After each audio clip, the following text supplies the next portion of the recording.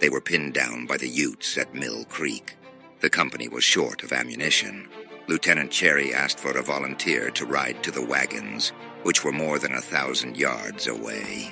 Sergeant Grimes volunteered, although he was already bleeding from 2 neck wounds. Mounting his horse, he made his way to the wagons, retrieved the ammunition, although surrounded by Indians on all sides. The War Department gave Grimes the Medal of Honor for his heroism and valor. It was the spring of 1885.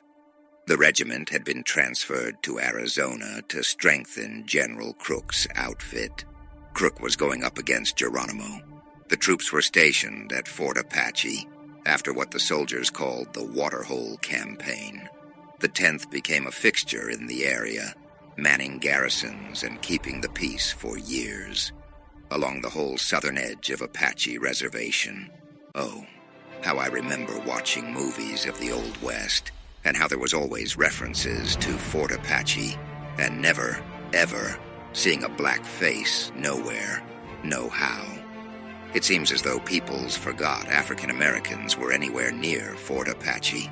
They called it the Old West, the Wild West, the West of cowboys and outlaws, of sodbusters and miners, homesteaders and gamblers, tenderfoots and lawmen, gunslingers and dance hall madams, schoolmarms, doctors, lawyers, Indian chiefs.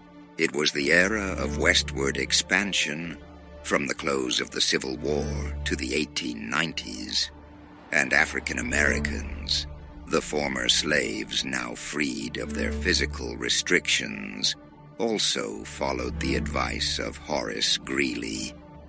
Go west. They called him Deadwood Dick, or the hero of Deadwood. Deadwood is in the Dakota Territory. He had participated in delivering 3,000 head of cattle into Deadwood on July 3rd, 1876. The next day was the Centennial Independence Day, and there had been organized many celebratory events, including riding, roping, and shooting competition.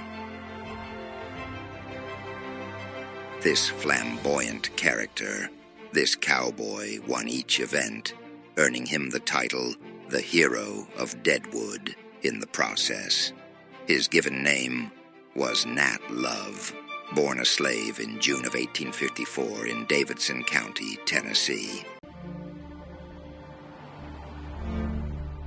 All are architects of fate, working in these walls of time, some with massive deeds and great, some with ornaments of rhyme.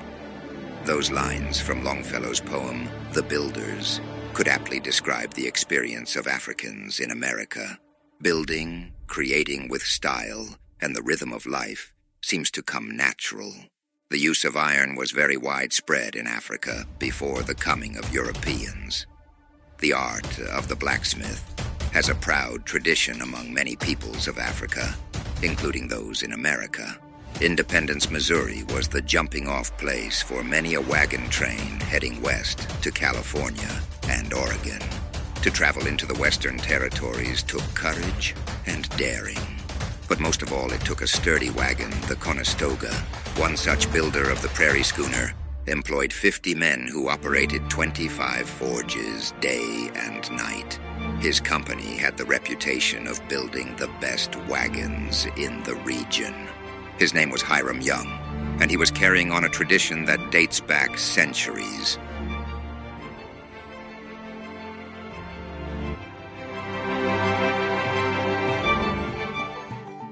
Now, the women say, I learned to weave and make this quilt with all the colors arranged just so from my mother. A colorful square here, and another one there. My mother says her mother taught her how. And she says that this knowledge goes back as far as anyone can remember. Back as far as Africa, some say.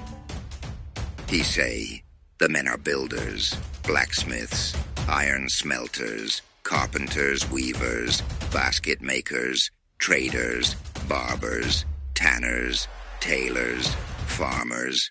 He say, the women spin, weave, trade, cook, and dye cotton fabrics. I smile some more. Mama was right.